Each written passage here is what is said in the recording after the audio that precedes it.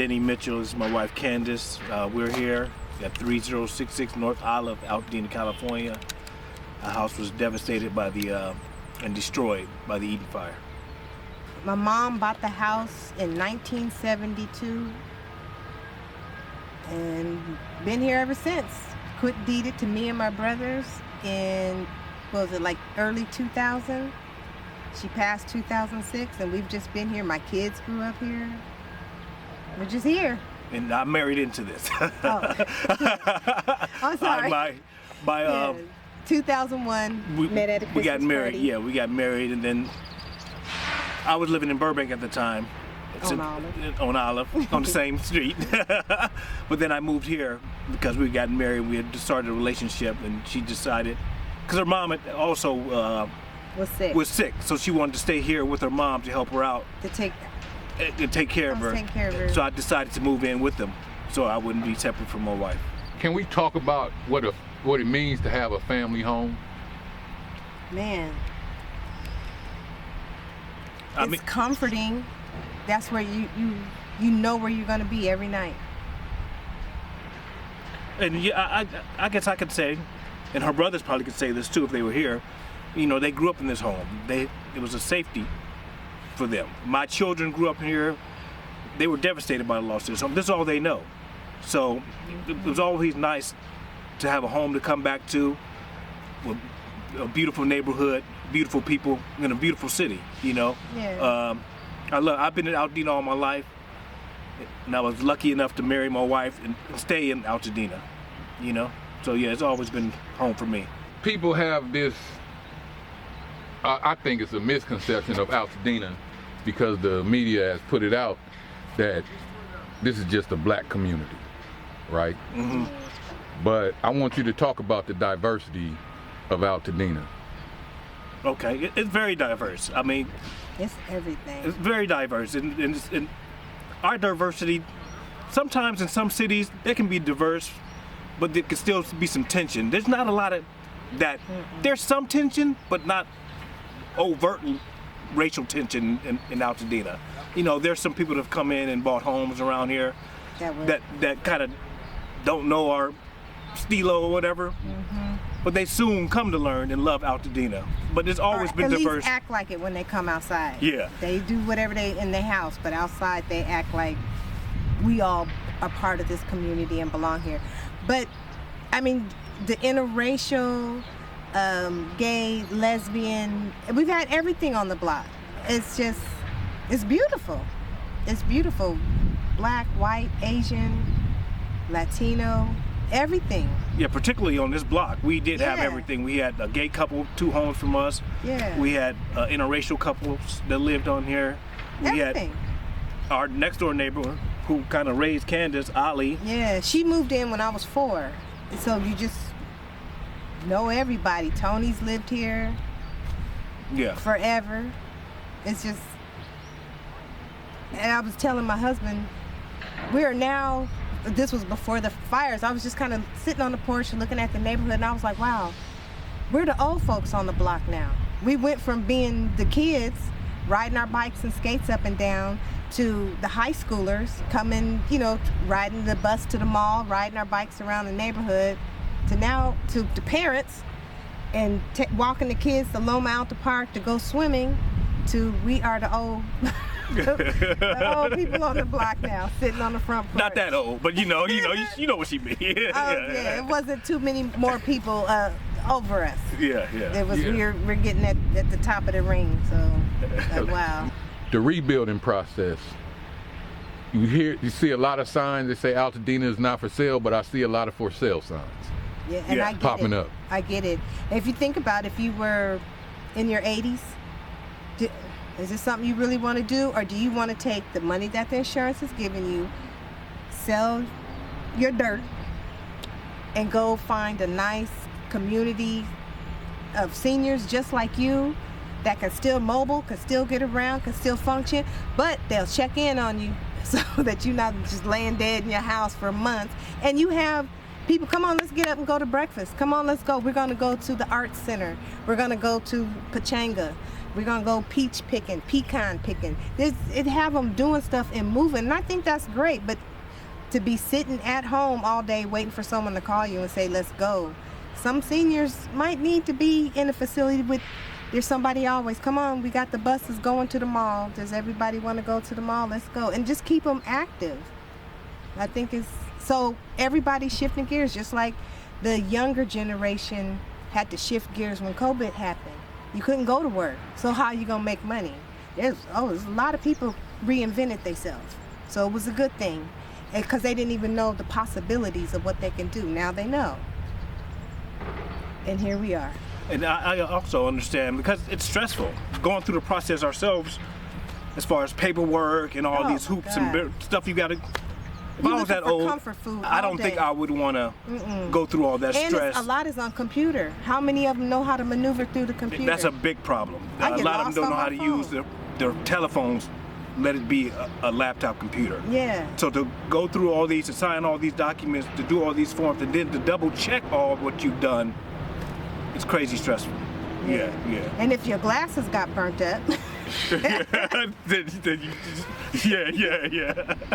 Man, You can't even see what you're You know doing. what's crazy about that is? That's a real thing. Yes. your hearing aid got burnt Yeah. up, you out in the world, can't see, can't hear. Yeah. So not only did you lose your home temporarily, but you lost your business too, right? Yes. Yeah. So, a small part of it, yeah. A small part of your business. Yeah. Equipment. And this is stuff I had ran across at yard sales and stuff, old pressing combs, the way they would make them in the 20s. I bought them, and I was gonna have them shadow boxed. Even if I would have had them shadow boxed, they would all burnt up anyway. But it's like, yeah, they're. You had some Madam C.J. Walker. Yeah. All her stuff was burnt Well, they up. had that little curve in it, so you can get that little.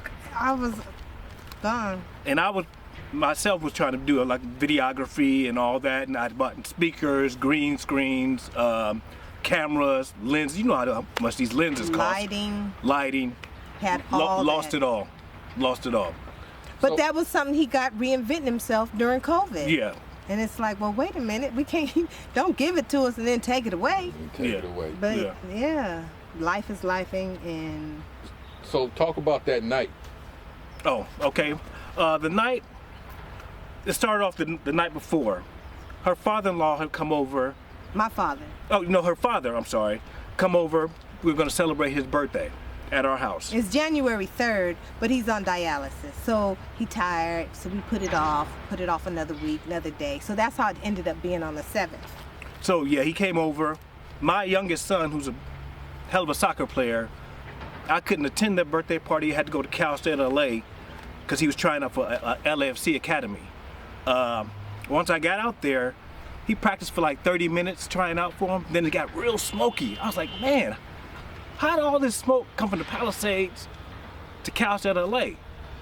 They canceled it, but as I was driving home Cal State LA, I was like, wait a minute. That smoke is coming from where I live. And I realized that it was our neighborhood smoke that I was smelling out in Cal State LA. Then I got here, they were leaving, her father was leaving, the party was over. Windy. We had to walk. He got canes and walkers, so we got to get him down the stairs. The wind was blowing so hard, it kept shutting the door on him. You guys, the wind here is unbelievable. You just heard Dallas talking about how strong these gusts are, and I can tell you, we are experiencing them firsthand. We just had a gust, literally just a couple of seconds ago, that I'm going to say is probably around 50 miles an hour, if not more. Duncan, my photographer, we both had to hold on to each other just to stand up in the wind. It sounds like a freight train is coming through the trees here. Like, here comes another one. You can hear it kind of building as it starts, and then these winds really hit hard, these gusts, and that is the problem for all of these firefighters.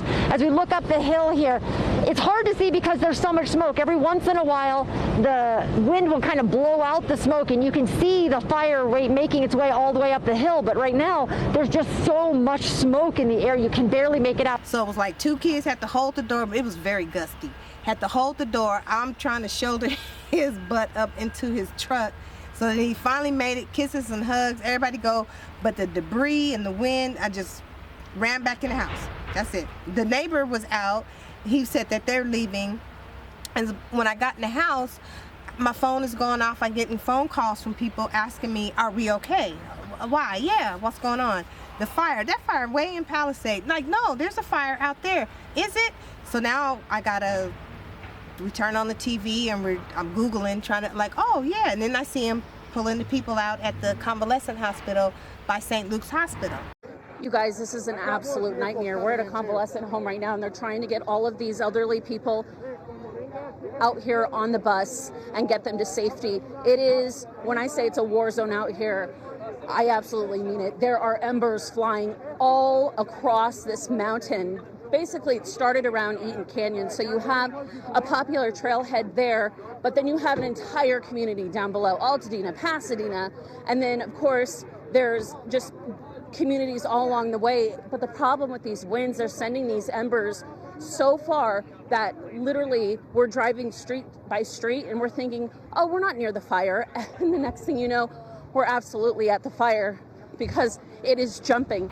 And I'm like, oh, I know exactly where that's at. My dad's been in there before. And it was like, okay, well, they're getting him out. That's a long way over. It'll be out. Went to bed. Yeah, we cleaned up, laid in the bed, and then the power went out. Yeah. And then it was like, turn the phones off, turn them tablets off. We don't know how long the power's gonna be off, and save the battery, because we don't know when we'll be able to charge it again. So we shut everything off and went to sleep. And that was it. We went to sleep. My oldest son woke us up. What time was that? I think like at 4 o'clock. Was it 4 o'clock or 3:30? About 3:30. About 3:30. Little did we know he had already woke his brothers up and told them to pack because he just didn't feel right. He felt that we were in danger.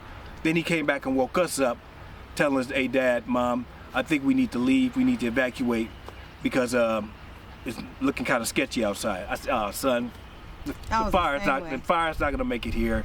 Don't worry about it. We can go back to sleep." You know how many houses got to burn? He said they will put the fire out before it get down here.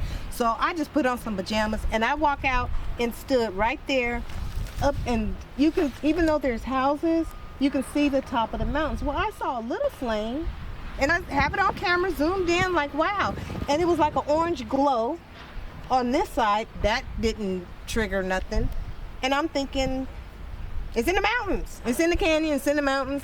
And it's gonna burn across like it do every 10 to 15 years. It just burn across, but it's always been in the mountains.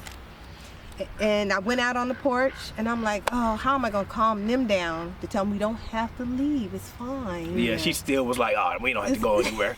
I was like, maybe we do need to go. But then at 4 o'clock, that's when the, I don't know if it was Sheriff, Highway Patrol, whoever it was. Police car. It was a police car. It came down on their loudspeakers, evacuate immediately. What? And that's when she was like, uh-oh. For real? So we start packing, and she started packing all kind of, just all kind of I got random nervous. shit. I got nervous. So I didn't know what to get. So it's like you just grab a bag and you just, everything off the bathroom counter. Okay, what else? And then you try to go through your day. What do you use in the day? Okay, toothbrush, toothpaste. That's why I just swept the whole counter and was like, okay, and I need my work clothes, my work shoes, and the power was out. So I had my light from the flashlight from the phone trying to see stuff. Now we had 2 dogs to corral. So we had 2 dogs also that we had to get. And the funny thing about it, I was calling my dad, telling him about this stuff. He lives on Mount Curve. Keep that in mind. He was telling us to come over there, not knowing that the fire was closer to him than it was to us. Yeah. He kept like, come over here, you'll be safe over here. I was like, we'll try. But once we went down there, I was like, no. We couldn't get up. I had to call him like, hey, the fire is closer to you than it actually is to us. So you need to evacuate. So he went out there and was like, oh, damn. He didn't even know, you know what I'm saying? Yeah, I went up there and I on Mount Curve. Yeah. Cause I was like, man, y'all don't know Altadena, so y'all don't know that it started over there. Where not many black people live over there. It's all the white homes. It's all the white homes. I said, man, they got hit too. Y'all think it's just it's their backyard. Yeah. This I mean, this is the story, cause this is the heart of Altadena. Yeah. But I tried to explain, like, that's not where it started. Like, y'all. So did you see Ben Crump call Altadena the hood and the ghetto? No, I didn't. Everybody sees these hundreds of millions of dollars being raised for the LA wildfires, and the question is, where's the money going? And what we got to do is fight so Tupac Shakur's proverb won't come real. Y'all remember Tupac said one of the realest things we ever knew in the black community. He said everybody know charity never really make it to our community. Never really make it to the ghetto. Never make it to the hood. It doesn't seem like he's just in, Ben Crump. Yeah. He's black and all, but man, come on. Man, that is disgusting. Vulture. I think it's disgusting. Yeah. And I don't like the picture that he painted. I'm like, man, I'm from Altadena. I grew up I went to Altadena Elementary. Yeah. And Elliott. And played baseball at Farnsworth. Everybody here did. I'm like, it was either there ain't no ghetto. This ain't the hood. This ain't the hood. No. This is just because it's black, you calling it the ghetto? Yeah. Like, that's what you think of us? Yeah. So obviously that tells you what he knows about our community. Yeah. So why we want somebody to represent us that doesn't even know us. that don't even know it. Don't even know us. We're middle class. This is a thriving upper middle class neighborhood of professionals. Our parents were professional people. Most of our parents were professional people. Yes. We weren't just lazy and doctors, hanging around. lawyers, no. There are some gang elements here, but there's gang elements everywhere. But yeah, that tells you he doesn't know us, So that's why I decided to go with him. Let's talk about the rebuilding process. How have things been going for you guys? It's okay. Our insurance right now, I'll say, is doing well by us. I think we're doing okay with that. I think so. It's just the stress of doing all the paperwork and all that. We just opted in, so I'm hoping, because some of our neighbors, we're seeing clues that some of our neighbors are getting their lots cleared. So if they see a lot of us opting in on this street, then maybe they'll clean ours up. No matter when we signed up, they just want to get it out the way. You know what I mean? So I'm hoping that's the case. So you took your time before you made any decision. Yeah. We thought about it. Just try to think about what the cons and the pros and cons of that. And we decided that just get it done. Just get it done and let them clean it up for us. Because to go out and try to vet people to do all that, I didn't have the energy to vet people to kind of get three people to clean it up. I don't know how professional they are. Yeah. At least I know if Army Corps of Engineers messes up, I got somebody I can point the finger at. You know what I'm saying? The government. It's easy to point the finger at the government. We came up one day and the neighbor across the street was hit in the middle of getting his cleared, and it was beautiful. We was like, oh my God, I want that. I want to get rid of all this. Why? There's nothing here. There's nothing to find. You're not going to go through and find some jewelry. When you look at the now this is outside, in the front, in the driveway, not much to the rims of the tires melted and made a metal lava going. There ain't no jewelry in there. Wow. I had an ammo box. An ammo box. And I would just throw $2 bills, Susan B. Anthony's, just, little coins half like a dollar that. pieces. 50-cent pieces, the silver dollars. If you find them on the street, just throw them in there and close it. Everything is black. All the money, all the paper, burnt. It's just ash. Like you can still see the 2 on it, but it's just burnt. And some of the coins fused together, but the ammo can survive. That's crazy. And I had some stuff I didn't know what to do with. Like when my mom was cremated, they gave me a bag of her silver teeth and gold teeth. And, what am I gonna do with this? I threw it in the ammo can. I didn't want to throw it in the trash, but I was like, it's worth something. I guess I could melt them down and make something. But do I want? I didn't want to think about it. I just threw it in the ammo can. Survive. Wow. Both are urn. Both. I had my mom's urn here. She had her mom's urn here.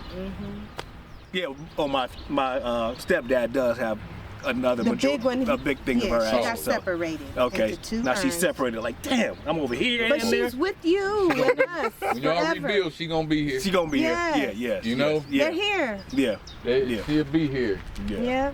And then I did put some of her ashes under the tree. The tree burnt, but we'll just get some more trees. Yeah. We'll figure it out. So when they clear it, are they gonna take the trees out too? They should. I think they're gonna take that tree. I think this tree it don't look good right now, but I think it may. So this one right here, I think it may survive. That oak tree, I don't know. They all look kind of bad right they now. look Well, kinda see, bad. the oak tree has green at the top, so it's photosynthesized. So maybe it does. Some of these that are just black, if they're not photosynthesizing, they're not living. A sad part about some of this, Altadena is full of trees. and we're not gonna have no shade, gonna- man. It's gonna yeah. be hot as a made it motherfucker. really, and just the birds, and that was one thing.